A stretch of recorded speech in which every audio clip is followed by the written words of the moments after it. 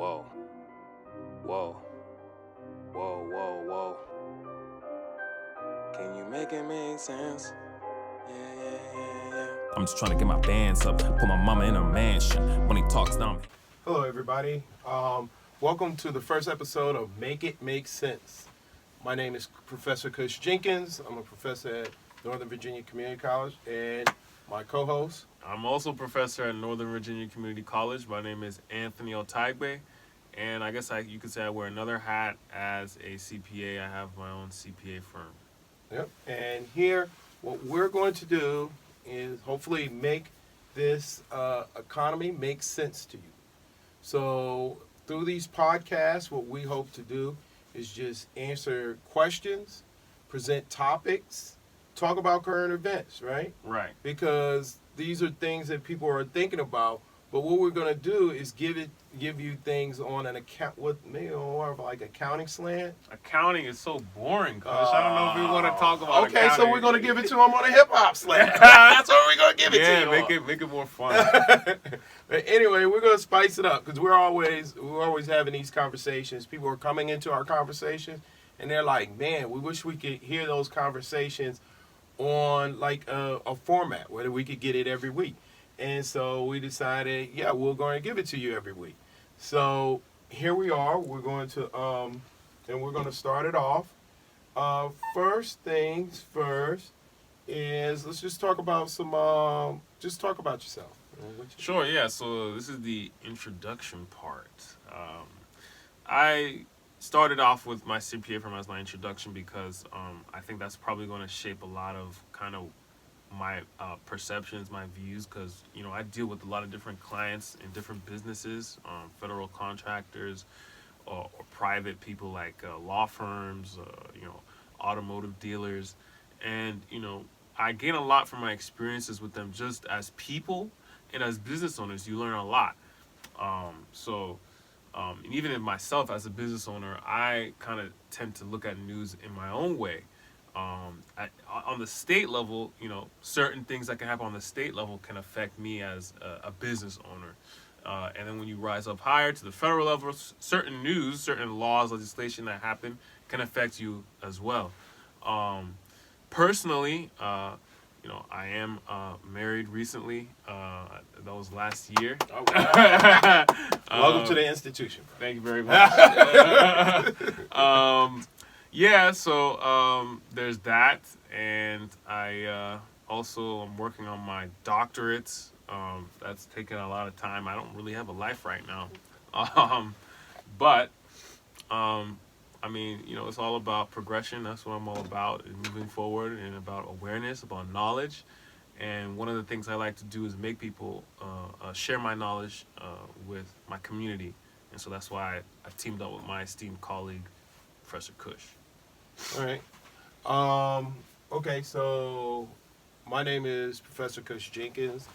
I'm a professor of accounting and business at Northern Virginia Community College. I have just, at this point, I'm at the age, I have decades of experience in accounting. Anywhere from nonprofit governmental accounting to audit and taxation, and also with we just recently were working on a startup. Right. So and I also come from the perspective of a business owner, and I will see things differently. I have operated businesses probably since I was in 7th grade. It wasn't at that time. What were you selling? In 7th grade? No. We're laughing, but I got a cousin that was selling guns. Oh, okay.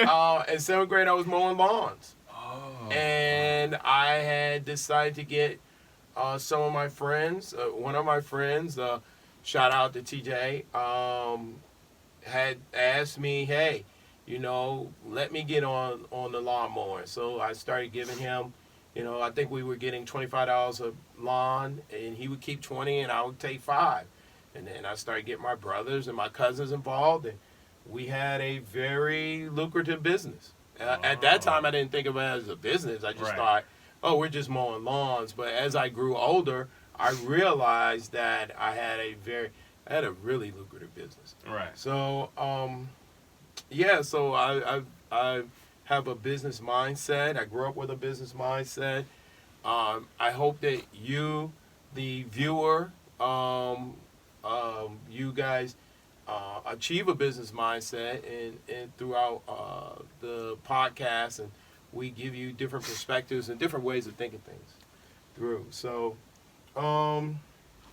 with that being said, let's talk about current events. So, what's going on in the news today? Man, what's not going on in the news today? That's true. Either. Let me ask you something. And is the news valid, or should I say valid? No, I don't want to say that news is invalid. Is the news as important in your life today as it was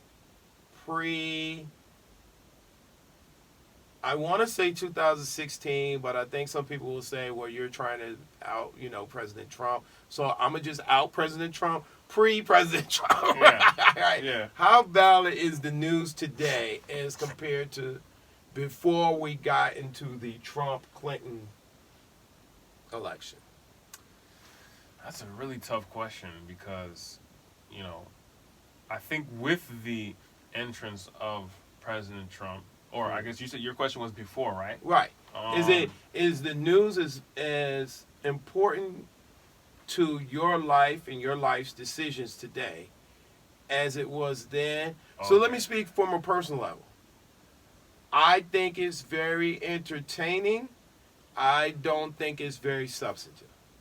What news? Because that gotta make a distinction. Let's make a distinction. You got BBC. You got Vice News. All right. So we are talking about. Let's make a distinction.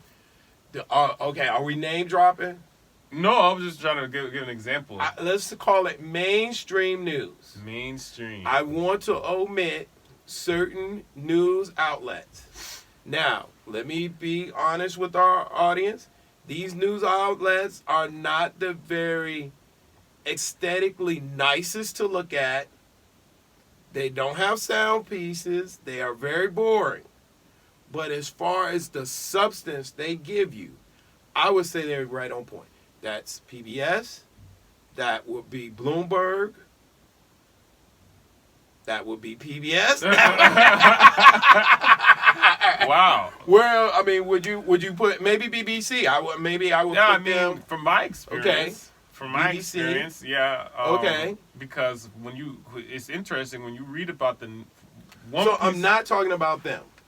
I'm talking about that other group. The other group, as in the group that's not that have alphabets in their name, the traditional mainstream. Oh, okay. Yeah.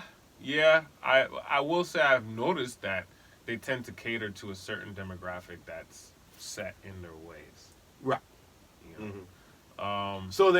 So you're saying they're tribal now, or they're moving towards. I don't know if the news agencies themselves are tribal, because that takes you'd have to. That's a pretty broad label, but I will say that I've noticed that certain types of people with certain beliefs watch only certain. Right. I will grant it. Right. Yeah. So definitely, when there's days, I want to find out what people are thinking. That I'm not 100% sure what they're thinking. Right. Good or bad. There's no judgment in here. I'm trying to figure out. Okay, what do these groups think about X? Right. I will turn on to their station, whether that be Fox, whether that be ABC, NBC, CBS. I turn on their station and I will listen to figure out, what are you thinking? Exactly. Like, how are you processing this event compared to how I'm processing it? Because I know I'm not processing it the same way. Right. So I do utilize them in that sense. Right. And I think that's an important segue in terms of how that shapes, our opinions, whether we're as like socially or from a business standpoint, depending on where you receive your news. Right. I would definitely say, like, if I have a investment in, let's say, firearms, and I'm wondering how the demand for those firearms, how consistent that demand will be, I will definitely turn on Fox and look at their viewership and see where they're going with it, right? I will look at, well, they used to have a station, NRA used to have a station, and I would look at them and see how they're constructing arguments, how they are initiating some of their content, just to see where are they headed with stuff, and how is that going to affect the dynamic of my investment into that industry. Right. I think what you hit the nail on the head. That really highlights the importance of making sure that whenever you're doing your research on any big financial decision, that you make sure that you get different sources, different opinions. Right. If you have to talk to another accountant, or you have to talk to another investment advisor or whatever to verify something, because you never know what their incentives are, what their motives are. Right. Yeah. I mean, as a business owner, the truth of the matter is, a lot of these companies, whether it be ADP or payroll companies or whatever, they try to offer, us firms, deals to say, okay, if you refer us to this business, we'll hand you a commission or a cut or whatever.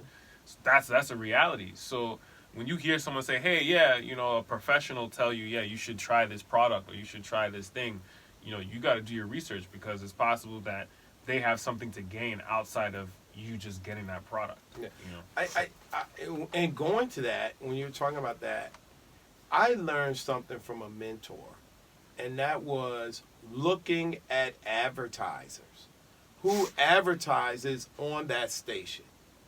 If I'm looking at let's say for instance, I'm looking at a financial TV show, and their advertisers are, if they are not Jaguar, if they're not high-end brands, high-end luxury vehicles, high-end cruise lines, high-end airlines, I stopped watching that, because the advertisers are doing the market research to figure out who the audience is. And and they're not going to advertise on a network where their audience is not. So if I'm watching a network and I'm looking and they're advertising, I don't know, Fruit Loops on an investment show, and this is no knock on Fruit Loops, but I'm saying that what I'm realizing that their market research, and they put millions of dollars into this, is saying to them that kids are watching this show and not adults, with disposable income. So I'm very conscious on the advertisers for whatever content I'm consuming, because I know the advertisers are telling me who the audience is. Right. Right. So if I'm not, if I'm looking for good investment news, I'm not watching an investment show whose commercials are, I don't know, the next G.I. Joe toy or X-Men toy, right, or the next Avengers toy, because those people, that advertiser will be wasting their money. Hasbro is wasting their money, putting an advertisement on Bloomberg. Right. Right. And just to pivot off that, I guess, or to just tie the knot on it, is, so sometimes these news agencies can have agendas, that they want to kind of I don't want to say push, because that seems like it's in your face, but just by the way they present that information, you know what I mean, it can either by omission or, it can kind of. I mean, think about the Boeing events that have been happening with Boeing, right? Boeing is a major advertiser, and remember, these entertainment organizations, the majority of their money is coming from advertising. And Boeing is a major contributor to a company like NBC and CBS. I have been amazed how they've been able to walk that fine line of presenting the truth about Boeing, whereby also trying to keep that relationship together. Because a lot of these corporations, especially in today's society, they're very rigid. It's very much like either you're on my team or you're against me. I don't know if partnerships are seen as fluid as they used to be, Yeah, it's tricky territory. And speaking of fluid and partnerships and these relationships, right? So the news, the current news of the day was what? The impeachment. Right. Or the acquittal. Right? The acquittal. As President Trump would say, he held up the Washington Post. It says firmly, Trump acquitted. Right? So there's acquittal. And so that'll lead us into our next part of what our show would be about, is taking a major current event and talking about what does that have to do with my money? Right. So I ask you, acquittal, big news, headlines all over our papers today. What does that have to do with our money or your money? Well, based on my limited knowledge of, you could say, the United States, like how the government, the laws and all that regarding impeachment, just because you're impeached doesn't necessarily mean you're removed from office. Right. So that's probably the first thing we got to remember when we're talking about what are the effects. My understanding is, it's a blemish on your record. Right. But at the same time, you can still maintain the same powers as you did as any other president in the office. It's just that now, I guess after there's an asterisk by your name. Right. But the president that we have is unique in that, the scandal has kind of, been a constant for his presidency. So I'm not sure what adding impeachment will do in terms of us, or I guess you could say investors or people in the markets and business owners being affected by that. I don't really think that I feel like this isn't really as significant as everything else we've kind of surrounding the president that we've heard of. So I would say personally that I can't really identify any real connections between how this would affect my money. My short answer is not a damn thing. Right? It's not a damn thing to do with my money. I think that we as a country, we have come to a point now that there's sort of a malaise about the impeachment, right? And I'm just saying, for the majority of the country, I believe that the Democrats thought it would be, they would get more political capital out of it than they did. If you would have asked me this 6 months ago or back in September or August, I'd have felt like, look, if you did not understand that the president was going to be impeached but not removed from office, you did not know the rules of the game. And that is pure basics 101, business 101, knowing the rules of the game. If you did not know that, you really need to start. You got to take a couple of steps back, right?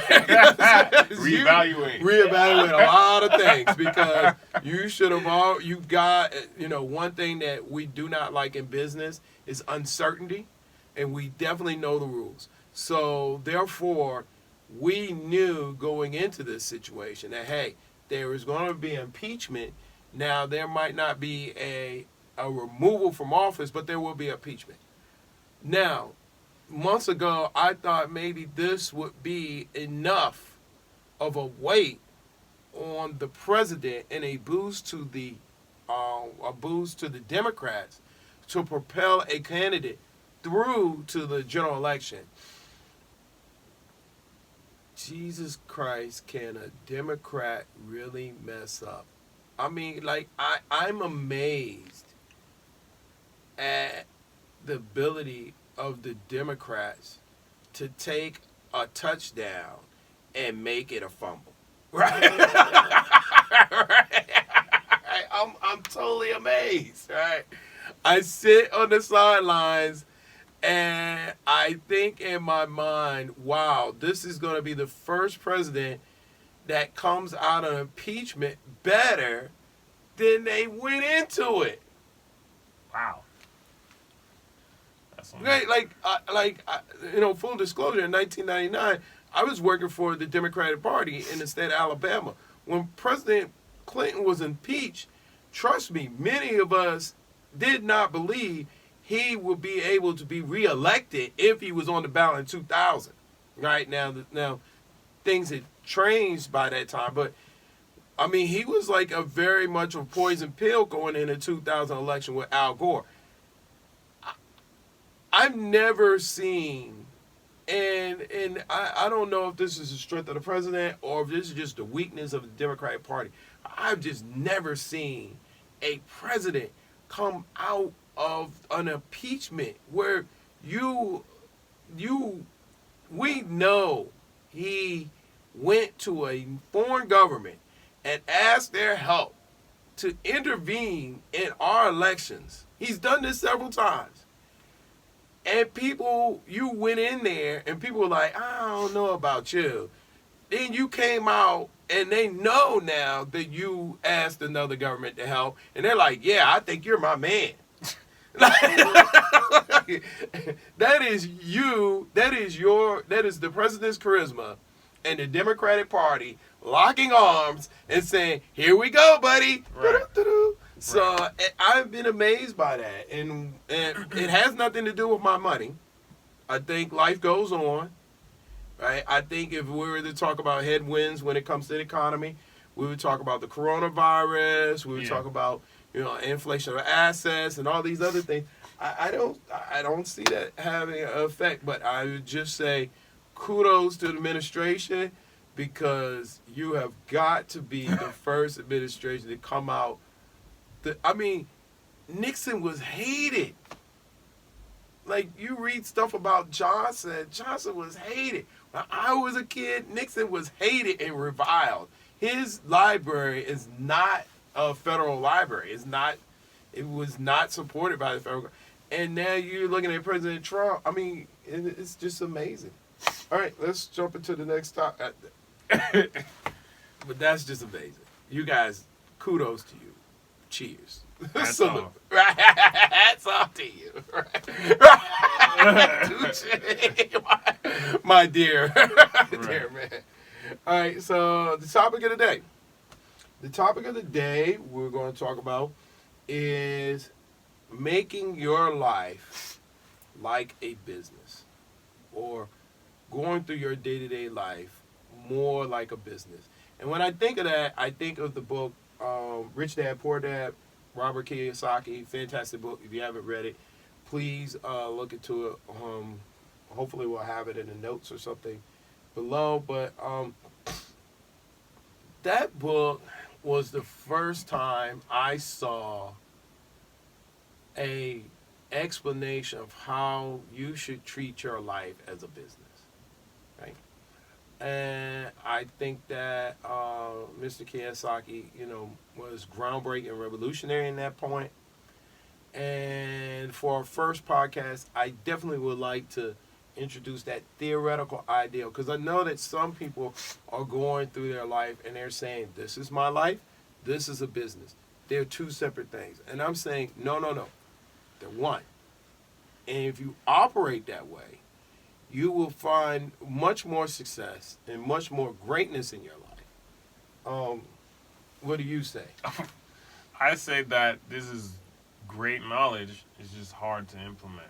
Oh, yeah. If I'm going to be completely honest with myself, that's my living. I make my living off of advising business owners, off of making sure that their accounting infrastructure is in place, making sure that they know where their money is, how to spend it. And in my own life, I'm still trying to figure myself out. You know, Right. it's so weird. It's almost like a barber that you go to and you see his lineup's messed up, but he's the best barber. But he's the best barber for you. But his hair is just, you know, it's weird. But Right.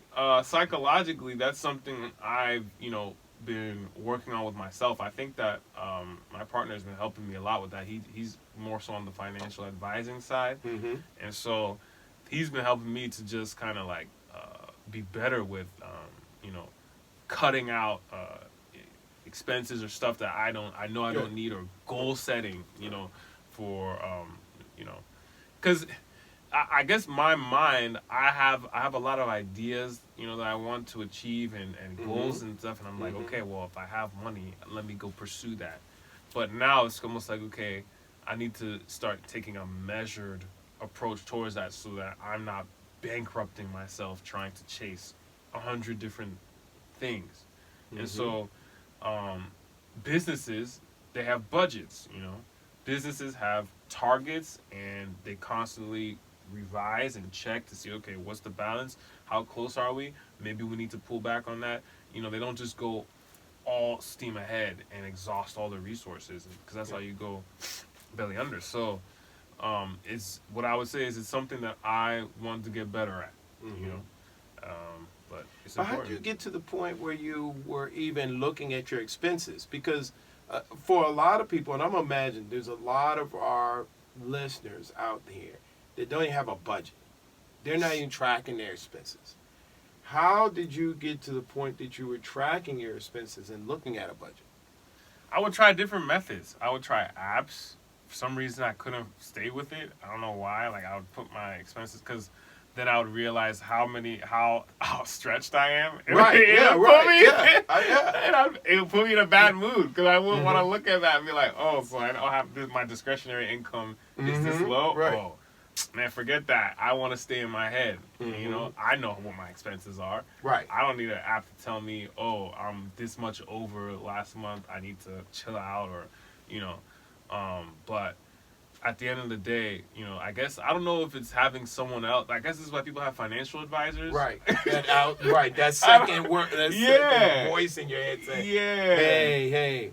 Because I can't tell my partner no. Like, you know, I could, but like, it's different than telling myself. I can kind of cut myself slack. Right. But when someone else holds you accountable and says, look, like, this is what needs to happen, you know, there's a different kind of, I guess, relationship. I would definitely say for me, and I like the fact that you touched on expenses, because in the beginning of the year, I always look at all of my expenses.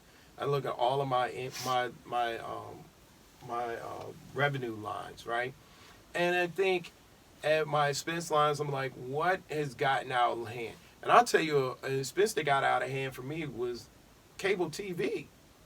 I was paying $200 some a month for cable. Just as recently, the last cable bill that Verizon got was $200, was January.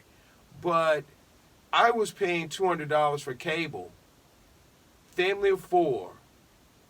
2 people in my house didn't even know how to cut on the cable box. Wow. And the third person in my house, who will be my wife, comes to me on New Year's Eve and says, I didn't know we didn't have a cable box in the living room. Wow. So that's how much we had cut the cord with, you know, the people in my house.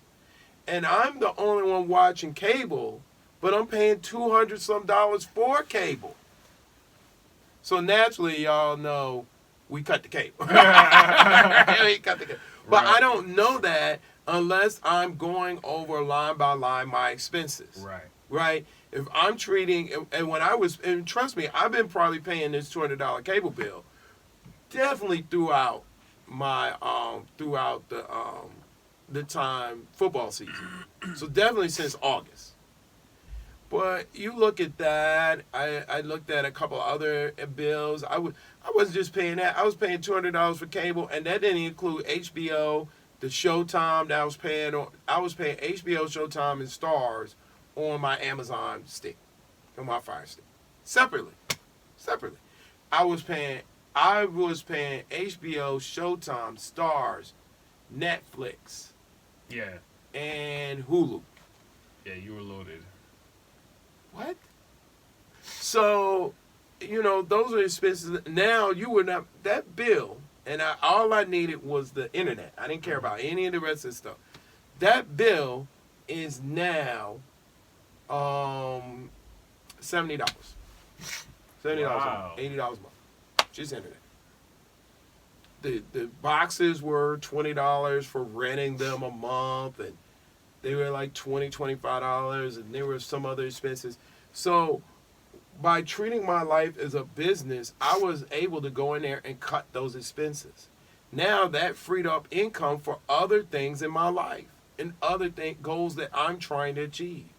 Right? Those financials, a lot of people don't like to look at their financials, but those financials are not just telling you where you are. They're like a Waze map. It's not just saying where you are, but when you're talking about where you want to go, like, can you get there?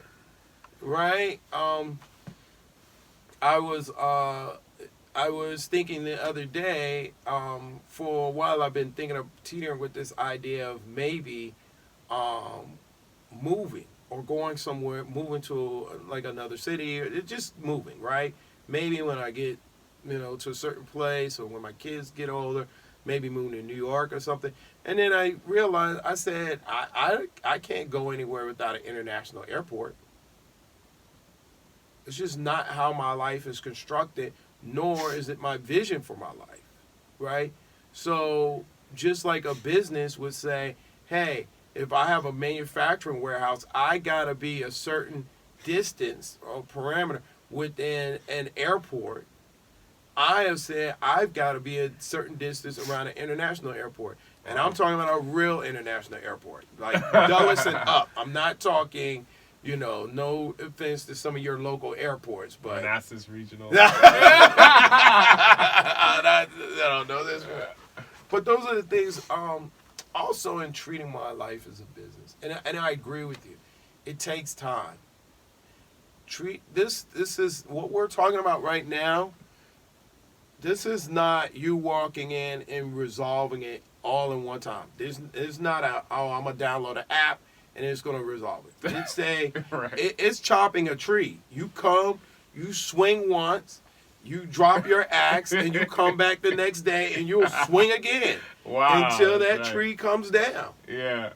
It's not, and so I think that sometimes people feel failed and they give up early because they feel like it should be easy. And it's not. Nothing that you get that's worth it is easy, right? It's going to take time, Right.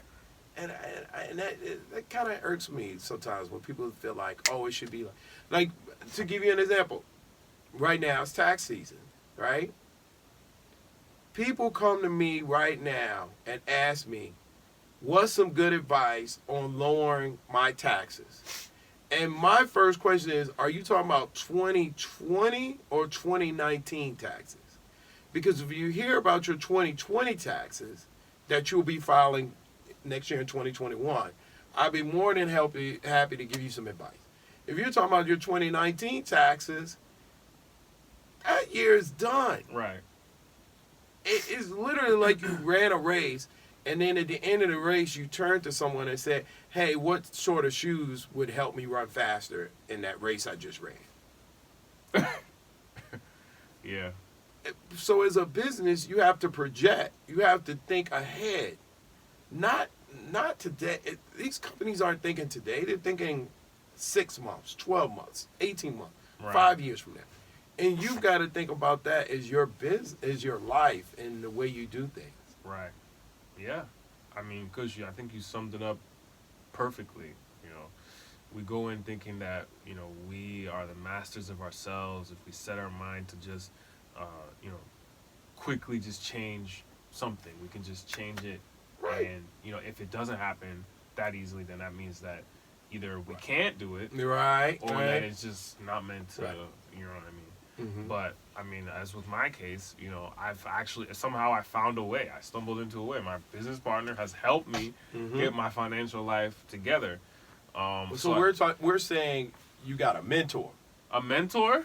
I mean, because we're pretty much the same age. Right. But, I mean, if we want to call him a mentor in that Right. aspect, because he has a better head for that. Mm-hmm. So, yeah. Now, I just want to highlight that because there is somewhat of an angst, especially with the younger generation, of getting mentors. Oh. And I really want people to understand you need a mentor. Okay. It's not a request. Okay. This is a mandatory thing. Right. Right. Yeah, I guess I wasn't accustomed because I think in my head I thought of a mentor as someone older than me. Right. But I don't mean that he's not more well versed than me in that stuff. So if we're using it in that area, then yeah, he's my mentor in that area. Right.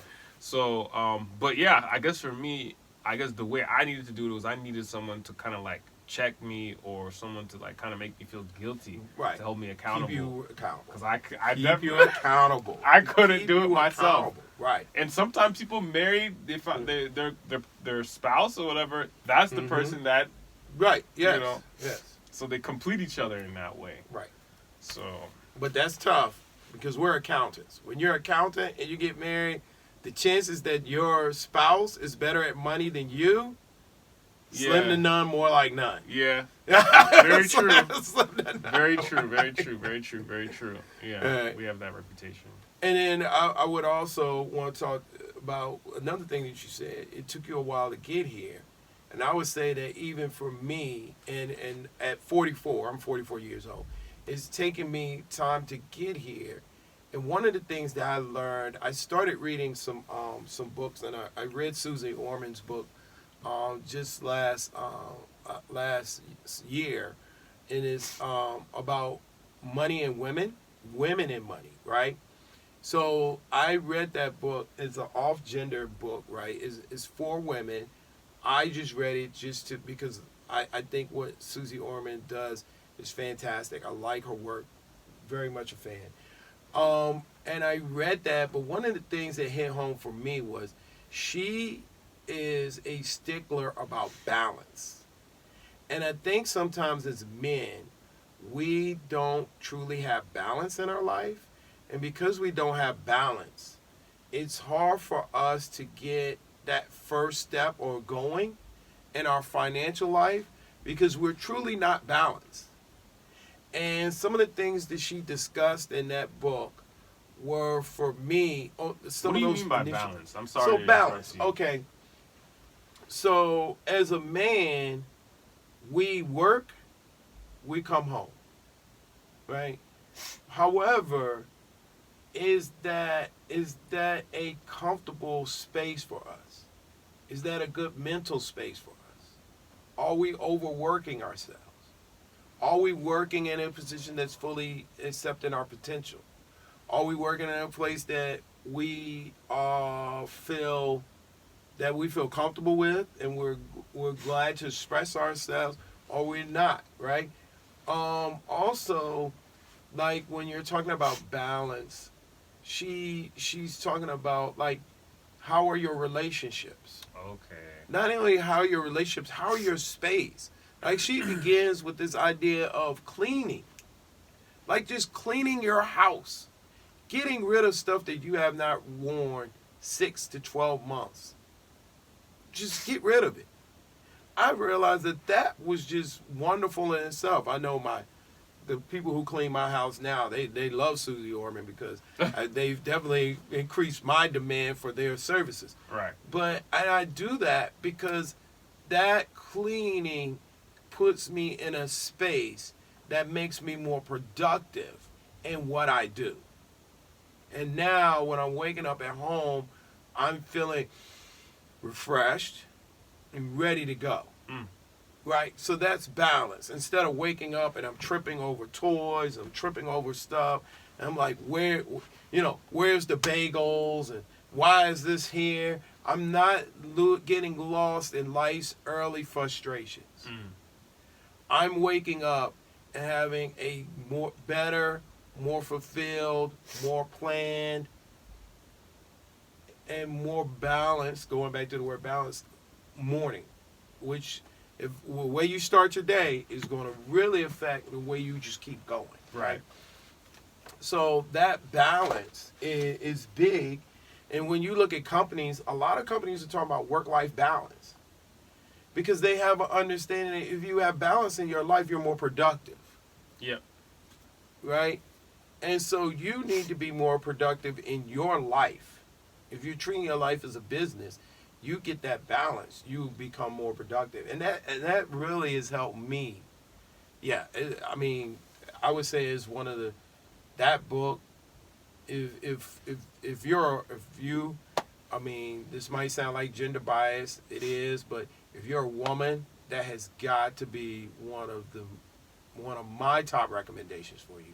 And if you're a man, it would definitely be a strong recommendation. I would definitely say read a couple of other books first to get your walk started when it comes to business. But definitely she will be up there after you have certain understandings about business and how things run. Right. What else do you, at the end of the day, I grabbed a lot just from what you said. Simply just organizing your room or removing things that you haven't used. Companies, businesses, what do? They take inventory. Any inventory that's spoiled or expired, it's gone. He's gone. It's gone. Yeah. So why not take a personal inventory, like you're saying, and that's very important, and that's something I'm going to add to my list that I need to do because there's definitely some stuff I'm tripping on in my room. Let me tell you how great that was. I took some jerseys, and these are jerseys that I said I'm going to wear them within the next 6 months to a year. So I'm looking at the jersey, I'm going to wear these. You have some of these things, you're like, I'm going to wear these. But by the time you clean the jerseys or whatever that you really like, you don't get to wear those jerseys anymore. So I said, okay, I'm going to do this. I'm going to put these jerseys in the Goodwill bag. I'm going to hand them to Goodwill. I probably was Goodwill's best friend the end of last year. It gave me a hunger to buy another jersey. So what do I have to do to buy new suits, to buy new shirts, anything that I got rid of? It gave me a hunger to replace that item. So now what do I have to do? Because I'm a business mind. I don't think like, oh, I'm just going to go to the store and do. No. It doesn't work that way. When you're a business mind, what you think is what? I got to create another revenue source. Oh, yeah. Another revenue lane. That's right. To fund my clothing situation. When I was looking at my closet, it was just full of clothes. I had clothes. I'm talking about I had clothes under I had gotten to the point that I had a summer wardrobe and a winter wardrobe. And I was just like, my wife and many other women, my mother, I had my summer stuff. And when the winter came, I packed my summer stuff up. I had clothes under the bed. I had clothes in the garage. Bring out my winter gear, put my summer gear up. When the summer came, I bring my summer stuff out. I put my winter gear back. When I cleaned that stuff out, I don't have clothes under my bed. I don't have clothes in the garage. My mind was like, there's space in my closet. My mind was like, I need to fill this space. How does that happen? I need to go back online and I want to buy the whole. I found a new revenue source. And once that revenue source kicked in, now I've got additional revenue. Then I went and bought a whole. I went my alma mater, Tuskegee University, Virginia State University. They must be happy with me because I bought a whole new lineup of clothes. Bought stuff for my kids. What I'm saying is it gave me a drive. So it not only cleaned my life and spiritually, now I'm looking at my room and I'm like, this is what I need. It also gave me the drive to say, I still want to have a certain look, a certain thing. I'm going to make this happen. But remember, as a business person, when I think that, and this is essential, is a business, when a business undertakes a new business, Either they're looking at what they've saved, or they're going to create a capital fund. And when we're talking about a capital fund, that means they're going to set this money aside in order to go into that business. But when they set that money aside, you better believe that they're going to do what? Create a new revenue source or increase demand for product. That makes sense? They're not going to just lie on their laurels and say, oh, we're going to make a capital budget over here, and what we're doing day to day is no. They're going to say, okay, we're going to make this capital budget, but we need to make more revenue to put into this capital budget. I guess we need to raise prices. We need to find new markets. And that's what happened. So, yeah, I mean, I don't know if it was Warren Buffett that had this saying or this quote, which I can't remember, but basically, it was to the point that if you want to save more money, there's only two things you can do. You can either spend less or make more. So, yeah. For some reason, it sounds so simple, but for me, I was like, wow, like, because I want to save more, but live the same lifestyle. So it's like, how do you? But you can't. You can't. So you either have to start getting another job or open a business, or you better stop going to Starbucks and McDonald's. And you better cut that out if you wanted. You said you wanted to save. Well, you're spending $10 a day at Starbucks. Right. So which one do you want to do? Right. Okay, so that's true. But I still think, when it comes to, when I see the world, and I was blessed as a child to see the world, to get this business mind, right? My grandmother owned a barbershop. My uncle owned a barbershop. And maybe this entrepreneurship just ran in my family. I had uncles that ran, funeral homes, right? But I saw the pie as infinite. And I just saw it as growing. And I could just go and just make money.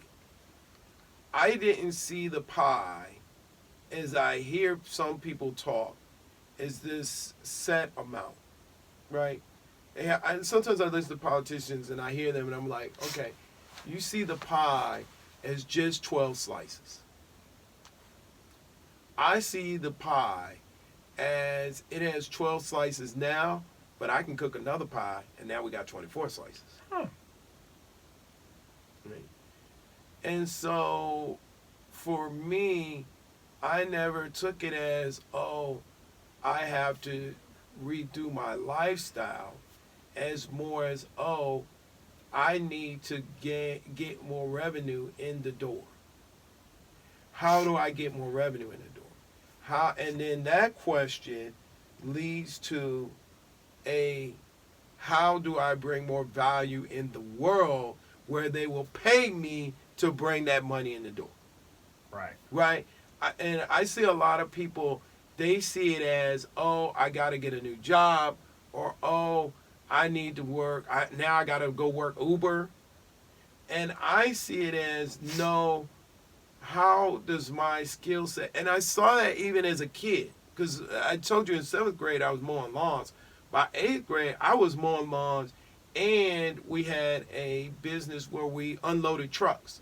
So people would come into the neighborhood with trucks, and they need somebody to unload the truck for them. Right. And we would just go and unload trucks. Right. So that was a second stream of revenue. Right. I never saw it as this or that. I saw it as everything. And so how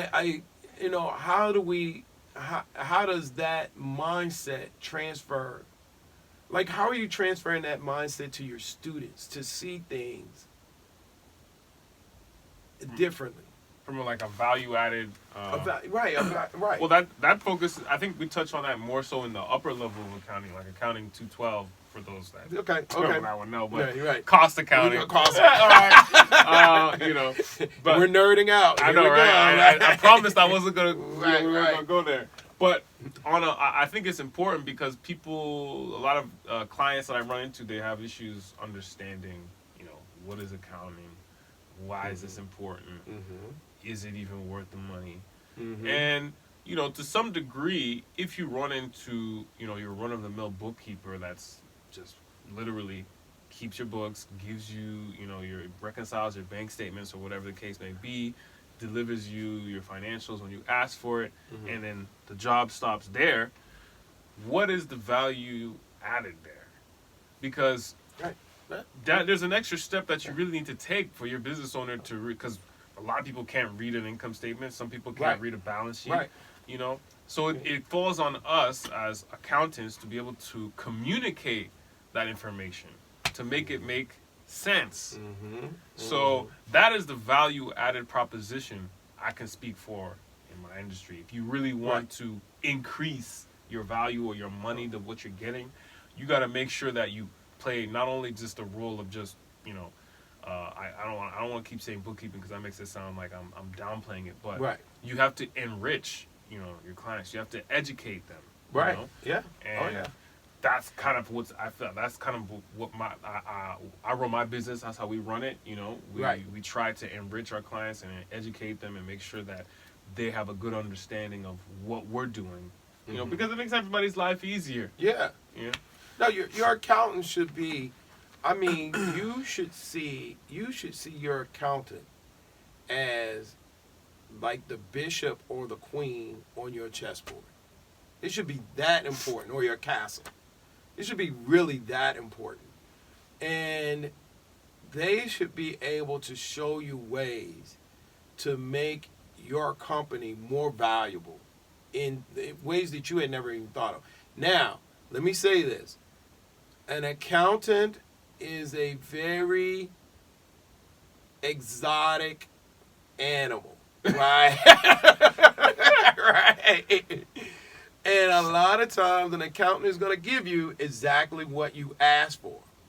And sometimes as a business owner, you don't really even know what to ask for. I've met business owners, I've looked at them and thought, you don't know what the hell that's a big problem. Right. You don't know what to ask me or how to use me. Right. It's like a first time user of a Tesla when you have a great accountant. Right. You don't even know that this car can park itself, right? So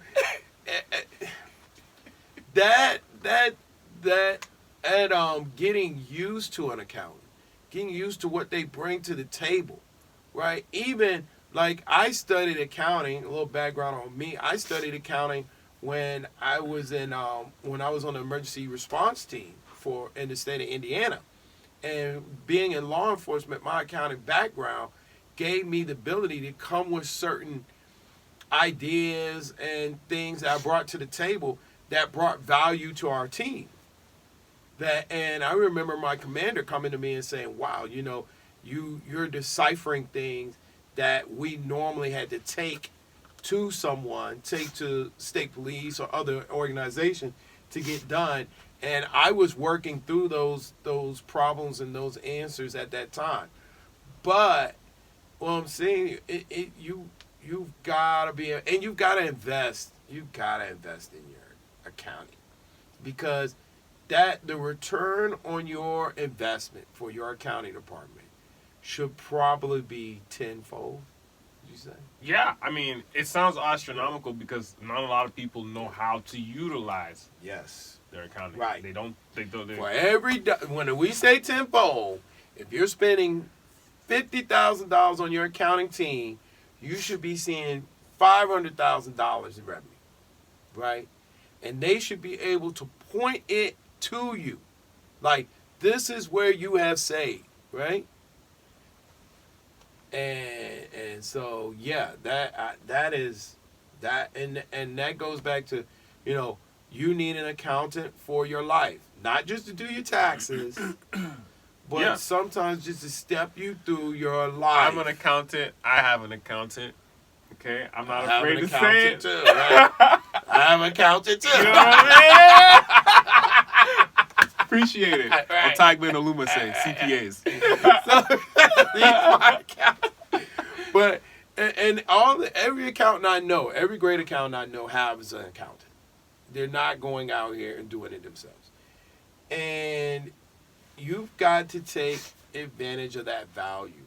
And if you're not taking advantage of that value, then, you know, as we started, you're not treating your life as a business. And so, you know, and that is what you need to do. All right, so we're going to wrap up here. You got anything, last parting things to say? Just, I guess, to wrap everything up, I mean, at the end of the day, I think the main topic was just making sure that, you know, we talked about personal inventory and making sure that you know, understand that life and, you know, everything that happens, the ups and downs, you know, what do they say? A business is ups and downs. Right, yeah. You know, it's not always perfect. Yes. You know, just look at Boeing right now. Nobody trusts them. Right. All of a sudden, you know, the airplane that everybody flies, oh, I don't know if I'm going to step into that. Yeah, right, yeah. Oh, yeah. Just like that. Yeah. So that's life. Things can happen just like that, but, you know, it's just all about that, you know, making sure that you stay on your goals. You know, that's what you got to do. A business has a plan. You yourself, you got a plan for how you want to live your life. You know, and so I think that's just, you know, we did a good job of kind of just marrying the two and the similarities. So. Yeah, and I would, before we sign out, I would say, check us out on this channel, and we'll have our podcast up here shortly. With this, our first show. Also, if you have any questions, right, we'll be up on Instagram, or you can put your questions below. Send us all the questions that you want, and we will address them. We'll address them live here, and you'll hear it on the podcast. So any mode that you want to, and you'll be able to get some of those. Hopefully, we'll get to. We're not going to guarantee we get to everybody's questions, because trust me. But we're definitely going to try to get to as many questions as we can, and help you, our listening audience, and bring value to your life. Right. So for making it make sense, I'm Professor Kush Jenkins. And I'm Professor Otagbe. All right, we'll see you later. Peace.